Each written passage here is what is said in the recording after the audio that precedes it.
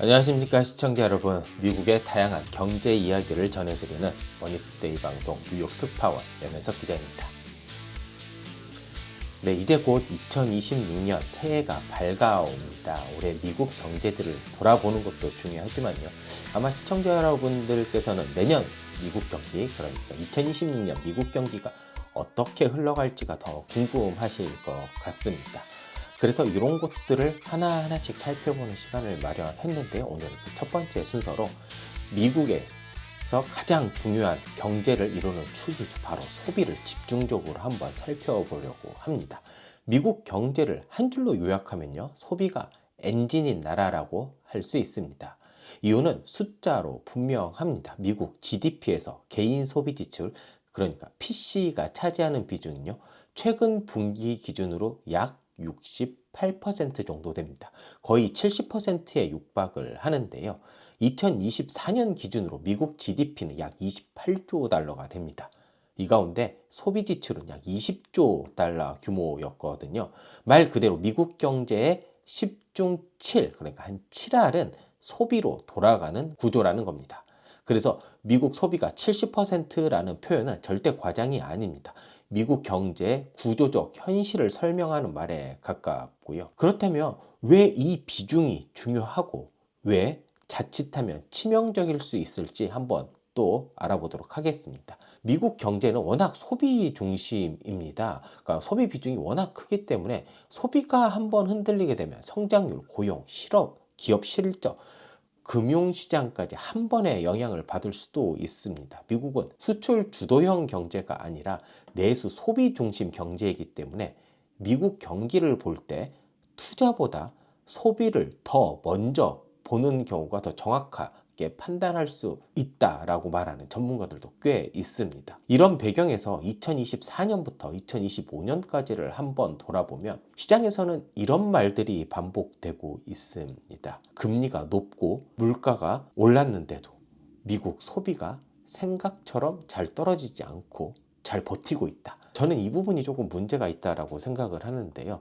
바로 소비가 버티고 있다라는 말 자체가 뭔가 미국 경기가, 그리고 미국 경기를 지탱한 핵심 축이 조금 이상이 있는 건 아닐까라는 의문 때문입니다. 그리고 그 의문의 핵심은 그 버팀이 실제 체력인지 아니면 우리가 소비를 하는 거는 내가 직접 현금으로 이렇게 계산하는 것도 있지만 제가 가진 신용을 통해서 미리 이렇게 살 수 있는 거잖아요. 그러니까 이게 미국 사람들이나 미국에서 살고 있는 많은 사람들, 아니면 미국에서 소비를 하는 주체들이 실제로 내가 가지고 있는 여력보다 내가 가지고 있는 신용까지 더해서 미리 땡겨서 소비가 아직 버티고 있다라는 이런 착시인지, 이것들이 조금 애매할 수 있다라는 겁니다. 그리고 이 애매함이 바로 미국 연방준비제도에서 가장 중요하게 하는 기준금리 인상, 인하에 영향을 줄 수 있을 이런 핵심 변수까지도 될 수 있다라는 겁니다. 자, 소비를 조금 더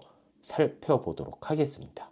소비가 버티는 방식은 크게 두 가지 질문으로 나눠서 생각해 보면 좋을 것 같습니다. 첫째, 누가 쓰고 있는지. 두 번째, 어떻게 결제를 하고 있는지. 그러니까 소비를 어떻게 결제를 하고 있는지. 이 두 가지를 일단 한번 살펴보면 좋을 것 같은데요. 먼저 누가 쓰고 있는지부터 한번 봐보도록 하겠습니다. 자, 미국 소비는 점점 상위 계층에 집중되고 있습니다. 상위 계층의 소비 전체가 미국 소비를 끌어올리고 있는 동안 중저소득층은 체감 물가와 소비 압박을 동시에 받고 있다라는 보도라든지 연구 결과들이 좀 많이 나오고 있는데요. 이런 구조에서는 소비 총액은 유지가 됩니다. 하지만 다수의 많은 사람들은 정말 체감 경기가 악화될 수밖에 없는데요.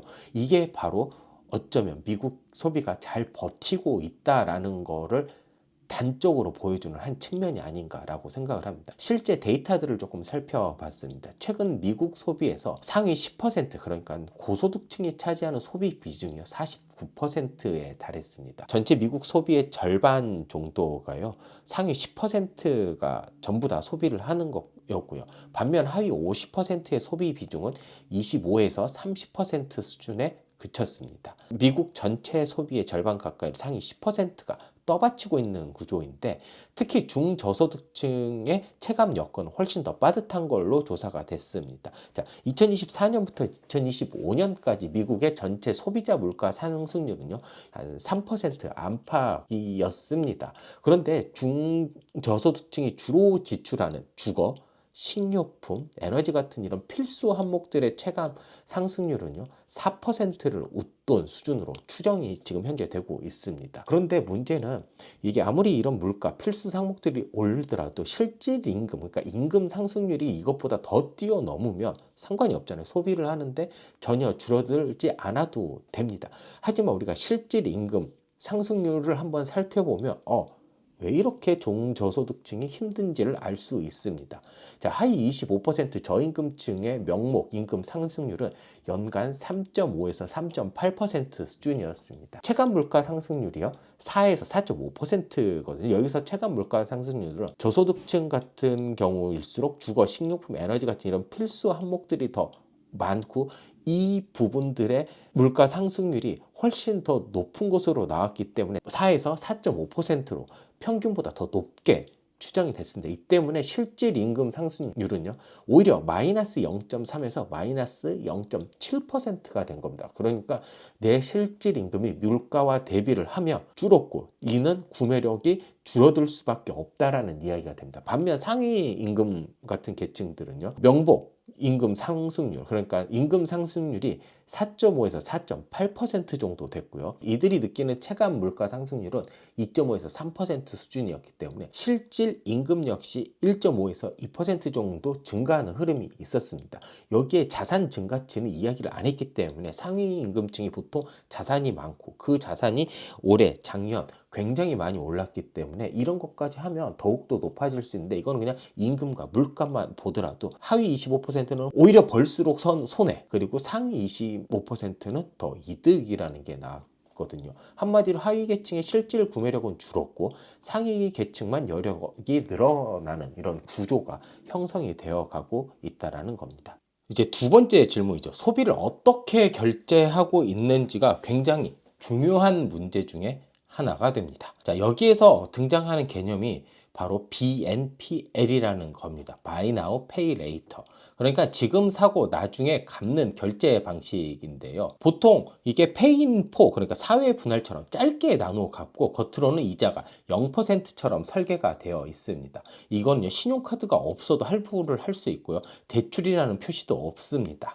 그리고 APPIRM, 그러니까 Affirm, 그 다음에 Affirm, 그 다음에 클라마, 이제 페이팔 페이 레이터와 같은 앱을 통해서 온라인과 오프라인을 통해 동시에 지금 사고 나중에 갚기 방식으로 이렇게 결제를 할 수 있게 됩니다. 근데 이 BNPL의 경우가 핵심은 돈이, 그러니까 늘어나는 거, 내가 소득 수준이 늘었거나 할인을 해주는 게 아닙니다. 그냥 지금 사고 갚는 것만 나중에 갚는다라는 겁니다. 갚는 시점만 뒤로 좀 밀어주는 겁니다. 여기에서 흔히 헷갈리는 게 하나 있는데, 제가 주로 쓰는 미국에서 신용카드가 이제 체이스 신용카드를 쓰거든요.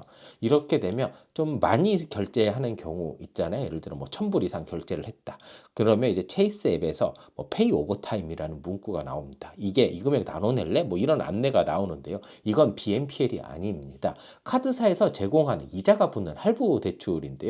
월 수수료나 그러니까 APR, 그러니까 이자가 적용이 되고요. 신용점수와 부채 비율에도 그대로 반영이 됩니다. 그러니까 미국에서 신용카드를 만들려면 신용도도 쌓아야 되고 일정 수준의 급여도 필요하고요. 뭐 신용도 당연히 필요하고, 아무튼 조금 우리나라보다 훨씬 더 깐깐합니다. 그리고 처음에 주는 신용도 대부분 낮습니다. 제가 처음에 500불을 받았거든요. 그러면 그 500불을 정말 잘 갚고 빨리빨리 갚아야지 조금씩 이렇게 늘려주는데요. BNPL 같은 경우에는 지금 당장 바로바로 나중에 갚기만 하면 된다라는 겁니다. 그리고 BNPL 역시 이렇게 보통 4주로 내는 것도 있지만 6주에서 8주 사이에 4번에 걸쳐 내는 이런 단기 분할 상품의 경우에만 이자가 없는 구조로 설계가 되어 있습니다. 나머지는 상환 기간을 몇 달까지, 그러니까 뭐 1년까지 이렇게 늘릴 수 있는데, 이렇게 장기 플랜을 선택하면요, 당연히 이자나 수수료가 붙습니다. 이때 최대 이자가요, 연간 기준으로 30% 수준까지도 올라갈 수 있습니다. 이렇기 때문에 BNPL이요, 우리나라에서 보여주는 이런 무이자 할부랑은 전혀 다른 개념이라고 생각하시면 됩니다.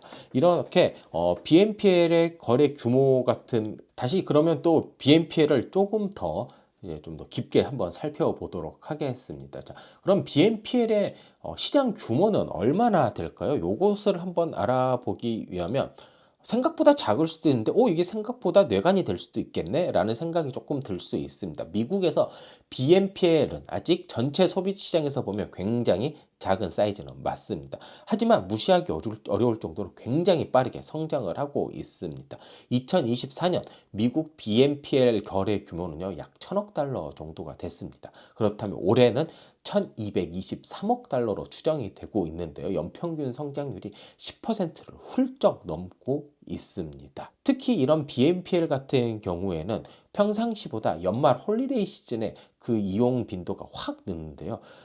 생각해보면 2025년 기준으로 1220억 달러면 매달 100억 불 정도가 이렇게 쓰여야 되는 게 맞습니다.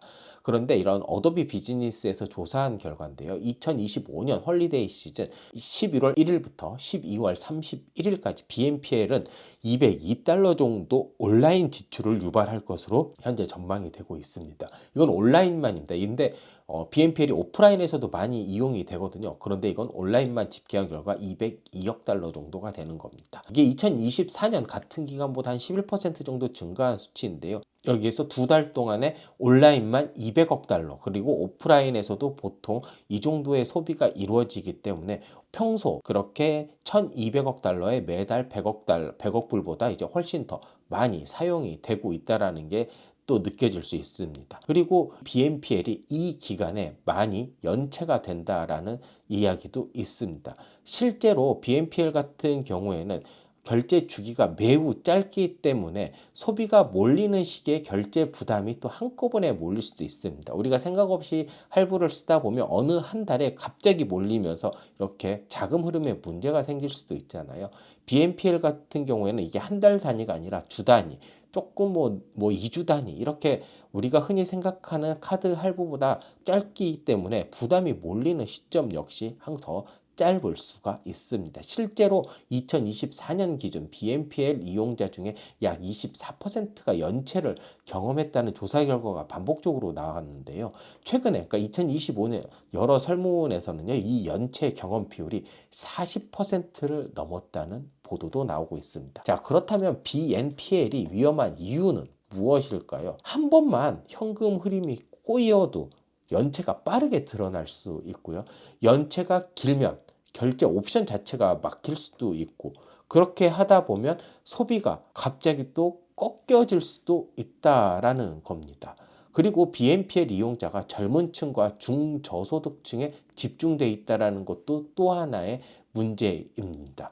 자, BNPL 이용자 중에 약 26.9%가 연소득 5만 달러 이하입니다. 또 다른 26.6%는 5만에서 10만 달러 구간에 있습니다. 그러니까 전체 이용자의 절반 넘게가 중저소득층이라는 거죠. 그리고 또 전체 이용자의 절반 정도가 36세 이하입니다. 이 말은 미국의 젠지들이 굉장히 많이 쓰고 있다라는 이야기가 되는 거죠. 이 구조는 BNPL 연체가 늘어날수록 금융 여력이 약한 계층부터 문제가 시작될 수도 있다라는 겁니다. 사실 연소득이 낮으면 신용카드를 이제 많이 사용하기가 힘든데, 이 사람들도 소비는 하고 싶잖아요. 그러면 그 하고 싶은 소비를 이렇게 BNPL을 통해서 미리 나의 미래소득을 땡겨서 와서 소비를 하게 되는 걸로 이제 유지가 될 수도 있다라는 거죠. 이렇기 때문에 금융 여력이 약한 계층부터 만약에 문제가 시작이 돼서 다른 소비 신용 부분 리스크로 확산이 된다면 정말 큰 문제점이 될 수도 있다라는 게 현재 미국 내에서 많이 나오고 있는 분야입니다. 근데 만약에 이 문제가 신용카드로 전이가 되잖아요. 그렇다면 진짜 리스크는 엄청나게 커질 수도 있죠. 미국에서 신용카드가 문제가 되는 거 이제 연체율이 문제가 될 거잖아요. 그리고 연체율이 문제가 되기 위해서는, 그러니까 리볼빙 잔액, 그러니까 우리가 결제를 뒤로 미루는 이런 리볼빙 잔액이 문제가 될 수가 있는데, 그래서 이 두 가지를 보면 연준 통계 기준으로 보면 2025년 10월 약 1조 2770 2억 달러가 리볼빙 되어 있다라고 합니다. 이 막대한 금액이요. 20% 안팎의 고금리로 현재 그러니까 이렇게 계속 유지가 되고 있는 겁니다. 다행히 아직까지 신용카드 연체율은 크게 늘고 있지 않습니다. 2024년 3분기 3.2%로 조금 상승을 하다가 2025년 3분기 2.98% 그러니까 3% 밑으로까지 이렇게 내려오고 있거든요. 그러니까 뭐 폭발적으로 악하다 게 아니라 전반적으로 완만하게 하향하고 있습니다. 오히려 이것만 보면 미국 신용카드 부분이 안정화되고 있는 거 아니냐라고 볼 수 있는데, 하지만 시장에서는 중저소득층, 젊은 층이 BNPL을 통해 카드 연체를 일시적으로 방어하고 있다라는 그런 가능성도 나오고 있습니다. 그렇기 때문에 결제 주기가 짧은 BNPL에서 문제가 터질 경우에 그 부실이 순식간에 신용카드로 전이될 수 있다라는 이야기도 나오고 있는데요. 이 문제 역시 연준도 예의주시하고 있습니다. 미국 경제의 핵심이 소비인 만큼 BNPL과 카드 리볼빙 같은 이렇게 신용으로 이렇게 미국 소비가 악화됨이 조금씩 연기되어 있는 구조라면, 오히려 섣부른 금리 인하가 신용 소비를 더 자극해서 문제를 더 키울 수 있다라는 우려가 나오고 있기 때문인데요. 이와 관련해서 여는 총재들도 이와 비슷한 발언들도 조금씩 나오고 있습니다. 결국 중요한 건 소비가 꺾이는 게 아니라 소비가 지금 왜 버티고 있는가를 정확하게 판단을 해야 되고, 그 소비가 버티는 시점이 끝나는 점을 잘 예측을 해서 적절한 대응을 해야 된다라는 겁니다. 요즘에 미국 경제 불확실성이 굉장히 높다라고 하잖아요. 그렇기 때문에 이 불확실성에서 조금이라도 힌트를 잘 찾아낼 수 있는 그런 방안이 굉장히 필요하고 중요해지는 시점입니다. 이런 뭐 BNPL이라든지 이런 새로운 결제 수단, 그리고 신용카드 연체, 이런 것들이 앞으로 미국 경기에 많은 영향을 줄 수 있는 하나의 요소도 될 수 있기 때문에요. 이렇게 경제와 놀자 시청자 여러분들 한번 좀 주의 깊게 살펴볼 필요도 있을 것 같습니다. 지금까지 시청해주신 여러분 정말 감사합니다.